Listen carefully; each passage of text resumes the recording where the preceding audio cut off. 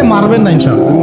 রিজিক আছে, খাবো ইনশাআল্লাহ, কিন্তু হয়তো বা অভাব হবে, টাকা পয়সা একটু কম হতে পারে, অন্যের 10 তলা ফ্ল্যাট হবে, আমার হবে না, ঠিক আছে, অন্যের এত বিঘা বিঘা জমি আমার হয়তো হবে না, কিন্তু ইনশাআল্লাহ তাআলা এই যে দুনিয়ার মুসাফিরের জীবনটা, এটা মুসাফিরের জীবন না, মুসাফিরের জীবনটা কেটেই যাবে ইনশাআল্লাহ।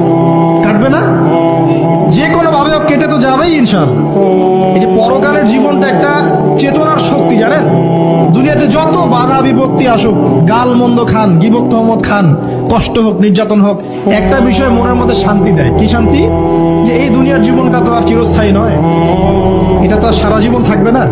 ইনশাআল্লাহ এই অবস্থা আস্তে আস্তে পরিবর্তন হয়ে যাবে। ফাইন্না মাআল উসরি ইউসরা, পরকালে ইনশাআল্লাহ পাবো, দুনিয়াতে না পেলে কি হয়েছে, পরকালে পাবো ইনশাআল্লাহ। যুবক ভাই, এসব জেনা ছেড়ে দেন, আল্লাহ রাব্বুল আলামিন আপনার জন্য হুর রেখেছেন জান্নাত, ইনশাআল্লাহ পাবেন ইনশাআল্লাহ।